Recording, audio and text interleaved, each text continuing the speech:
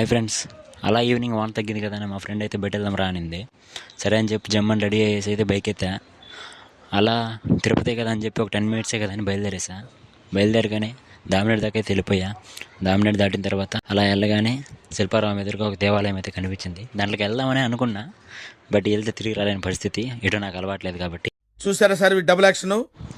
అలా తిరుపతిలోకి ఎంటర్ అవగానే లక్ష్మీపురం దగ్గర అయితే జలపాతం మనకి హాయ్ చెప్పింది. నాకైతే జలపాతం చూసినప్పుడు ఈ డైలాగ్ అయితే ఖచ్చితంగా గుర్తొస్తుంది. జలపాతం మనల్ని పరిశోధిస్తుంది.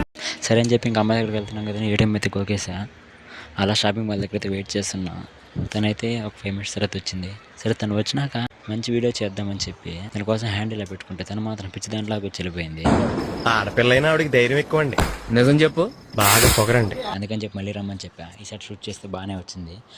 నీ కన్నుల మెరిసే రూపం నాదేనా అనుకుంటున్నా. ఓకే, ఇద్దరం స్టార్ట్ అయిపోయాం. తనైతే ఎక్కడికో రెస్టారెంట్కో హోటల్కో తీసుకెళ్తారు వీడు అనుకునింది. బాగా ఎక్సైట్మెంట్ ఫీల్ అవుతుంది. కానీ నేనైతే టెంపుల్కి తీసుకొచ్చా. తన ఫేస్ ఎక్స్ప్రెషన్ చూసుండాలి మీరు, అది లాస్ట్లో చూపిస్తా. అంతే, ఇద్దరం కలిసి లోపలికి అయితే వెళ్ళిపోయాం.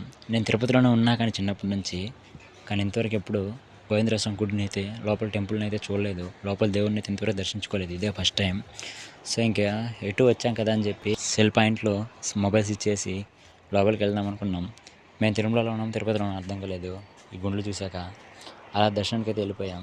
సాటర్డే కాబట్టి క్రౌడ్ ఉన్నారు. ఒక 45 మినిట్స్లో దర్శనం అయితే అయిపోయింది. బయట అయితే వచ్చేసాం. వచ్చిన తర్వాత తను అడిగా కావాలని, ఎలా ఉంది, హ్యాపీ అని అంటే తన ఎక్స్ప్రెషన్ చూడండి. నేను మాట్లాడాలనుకోవట్లేదు. ఇంకా అలా బయట వచ్చాం. సరే ఇంకా బాధపడుతుంది కదా అని చెప్పి, సరే చెప్పి ఎక్కడికి వెళ్దామంటే ఏమో వద్దు ఇంటికి వెళ్దాం పదా అనింది.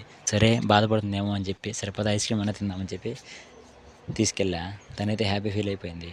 సరే ఇంక బాగా స్టార్ట్ అయిపోయింది. సరే ఇంటికి వెళ్దాం పదా అని ఇక్కడికి దారిలో కనీసం గోబీ చాట్ అన్న తీసిద్దాం అనుకున్నా. సరే అని చెప్పి గోబీ చాట్ దగ్గర ఆపా. గోబీ చాట్ అయితే ఆర్డర్ పెట్టింది. అది రెడీ అయ్యి చేతికైతే వచ్చింది. ఇంకా తినడం స్టార్ట్ చేయడం ముందే నేనైతే బిల్ కట్టే అనేసా. పాపం తన ఫేస్ ఎక్స్ప్రెషన్ చూడాలి. నాకు ఒక గన్ ఇస్తారా? లాస్ట్కి అయితే ఏదైతే అయింది అని చెప్పి తినేసింది. లాస్ట్కి ఫైనల్గా తను ఎక్స్పెక్ట్ చేయాలని నేను అనుకోలేదు. బిల్ అయితే తన దగ్గర కట్టించేసా. నువ్వు అనుకుంటున్నావా గట్టి నువ్వు మనిషివా పశువా మరి లేదవా